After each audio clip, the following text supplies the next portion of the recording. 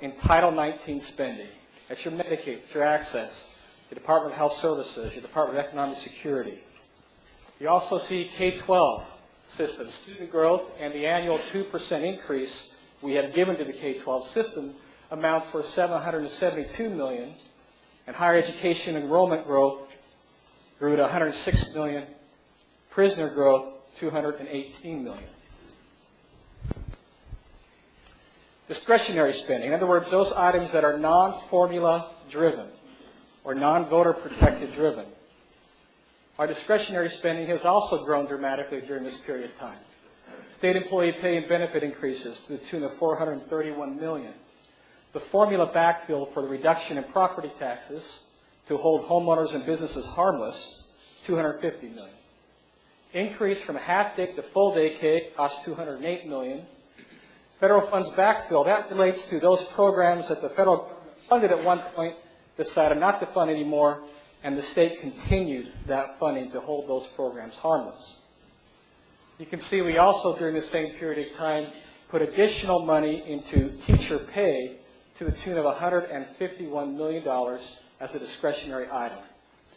Debt service on the school's facility board. This is the board that builds schools and university bonds. The debt service, $93 million, and an additional $83 million to Child Protective Services. Graphically, this is how that looks like. So you see, between caseload and formula growth and other discretionary spending increases, the total growth of $3.7 billion over that time period. That means discretionary spending grew at a rate of 42%, formula and caseload growth at a rate of 58%. Now,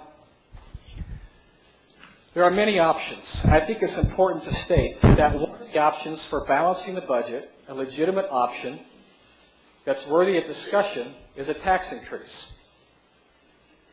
But what are the risks of a tax increase versus other alternatives?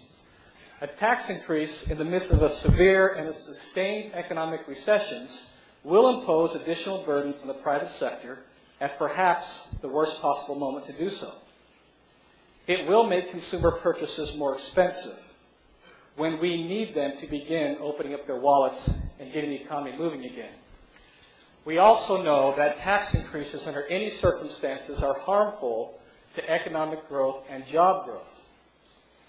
We would be extracting $1 billion each year for 3 years from an ailing economy, and that will not only hurt the economy, but it will continue to erode the tax base in the short term, in the medium term, and in the long term. So how do we quantify this risk? A recent study out of Suffolk University, out of Boston, Massachusetts, gave an example of one type of tax increase. This tax increase would have cost, by their estimation, over 14,000 jobs. And you see the other stats up there, and I won't go through detail because you can read those. But what if they're wrong? What if it's not a 14,400 job loss? What if it's half that amount? Nonetheless, there are consequences and there are risks to using this option. So where is Arizona's rate in terms of taxation? I think it's important to note that neither the governor nor her staff has specifically proposed a specific tax proposal.